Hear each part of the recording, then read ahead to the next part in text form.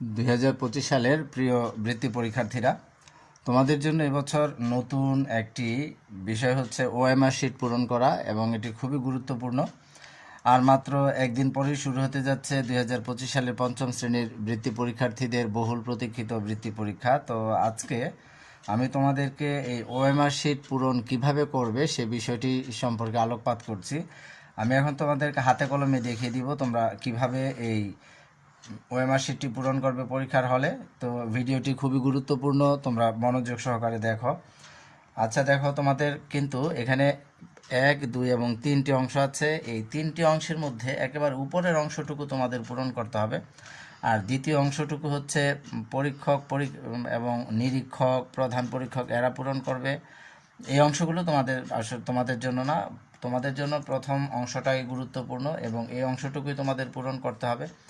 দেখো এখানে লেখা আছে এই বক্সের মধ্যে কোনো আগ দেওয়া যাবে না, মানে এই যে এখানে যে আগ বক্সটা আছে এইখানে তোমাদের কিছু লিখতে হবে না।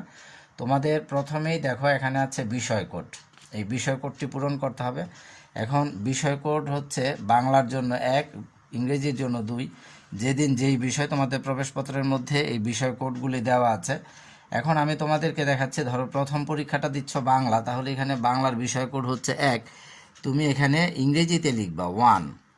ঠিক আছে, 1 লিখে এখানে দেখো এই 1, 2, 3, 4 এই 4টি বিষয় কোড আছে। তাহলে আমরা উপরে লিখেছি 1। এখন আমরা এই 1-এর এই গোল বৃত্তটি সুন্দর করে ভরাট করে দিব যেন ভিতরের লেখাটি দেখা না যায়। এই যে এটা আমরা ভরাট করে দিলাম, বিষয় কোড লেখা হয়ে গেল। তারপরে আছে দেখো এখানে রোল নাম্বার দেওয়া আছে, তোমাদের জন্য এটা খুবই গুরুত্বপূর্ণ।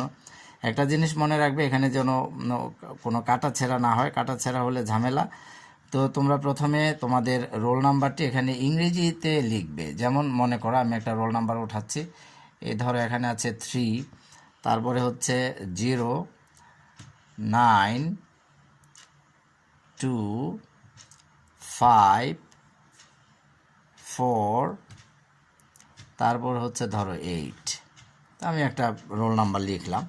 এখন প্রথমত ইংরেজিতে এই রোল নাম্বারটি লেখার পর তোমরা দেখো এখানে আমরা প্রথমে কি লিখেছি 3। তাহলে তুমি যখন 3-এর ঘরে আসবে, এই ঘরে কিন্তু পূরণ করবে হচ্ছে 3। এখানে আছে 0, 1, 2, 3। তাহলে আমরা এই 3-এর মধ্যে একটি ডট দিয়ে নিই, তাহলে আমাদের পূরণ করতে সুবিধা হবে। তারপরে আছে 0, 0-তে একটা ডট দিয়ে নিলাম। তারপরে আছে 9, 9 একেবারে নিচে, এই যে 9-এর মধ্যে ডট দিয়ে নিলাম। তারপর আছে 2, এই যে 0, 1, 2, এই 2-এর মধ্যে একটি ডট দিলাম। তারপর আছে 5, 0, 1, 2, 3, 4 এবং 5, এই 5-এর মধ্যে একটি ডট দিয়ে নিলাম।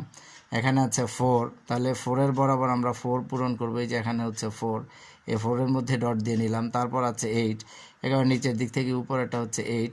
তাহলে তোমরা প্রথমে যদি এভাবে ডট দিয়ে নাও তাহলে কিন্তু তোমাদের গোল ভরাট করতে সুবিধা হবে। এখন ডট দেওয়া ঘরগুলো তোমরা পূরণ করে দিবে। যেমন হচ্ছে এখানে আমরা 3 পূরণ করে দিচ্ছি, তোমরা বল পয়েন্ট দিয়ে সুন্দর করে পূরণ করবা, এরকম করে সুন্দর করে। তারপর হচ্ছে 0 পূরণ করে দিচ্ছি, এই 0 হয়ে গেল ভরাট করা। এরকম করে তোমরা পুরো ঘরটা সবগুলো কিন্তু এই যে এরকম নিচে নিচে যেটা আছে ডট দিয়েছি আমরা, এই ডট দেওয়া ঘরগুলো পূরণ করবে। তারপর হচ্ছে 2 পূরণ করে দিচ্ছি, 2 পূরণ করে নিলাম।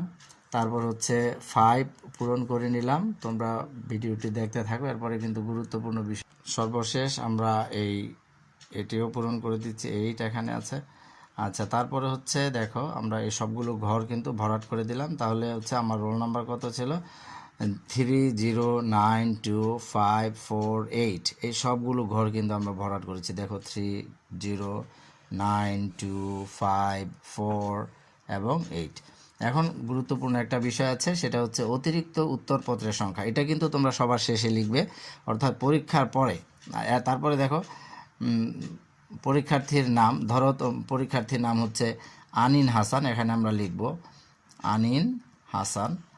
আনিন হাসান এখানে লিখে দিব, অর্থাৎ তোমার প্রবেশপত্রে তুমি যা লিখেছ সেটা আনিন হাসান। যাদের নাম বড় তারা একটু ছোট করে লিখতে হবে। লিখে দিলাম আনিন হাসান। এখন এখানে আছে ইনভিজিলেটরের স্বাক্ষর ও তারিখ, এটা হচ্ছে যিনি কক্ষ পরিদর্শক হিসেবে থাকবেন সেই টিচার এটা পূরণ করবেন। তারপরে দেখো আমি যেটা গুরুত্বপূর্ণ একটা বিষয় দেখাচ্ছি, সেটা হচ্ছে অতিরিক্ত উত্তরপত্রের সংখ্যা। এটা তুমি কিভাবে পূরণ করবে এবং কখন পূরণ করবে, সেটা হচ্ছে যখন তোমার পরীক্ষা শেষ তখন তুমি জানো যে তুমি কয়টি অতিরিক্ত উত্তরপত্র নিয়েছিলে, মানে আমরা যেটাকে লুজ শিট বলি। ধরো কেউ একজন 3টি লুজ শিট নিয়েছে, তাহলে সে এখানে লিখবে 3 লিখে এখানে দেখো 1 2 3, এই 3 ঘরটা সে পূরণ করে দিবে। এটা হচ্ছে একেবারে শেষে, ঠিক আছে। এই 3 পূরণ করে দিল, তার মানে হচ্ছে সে 3টি লুজ শিট নিয়েছিল। কেউ যদি 4টি নেয় তাহলে সে শুধু 4 পূরণ করবে। এটা কিন্তু প্রত্যেক একটা ঘর শুধু পূরণ হবে, বারবার করতে হবে না।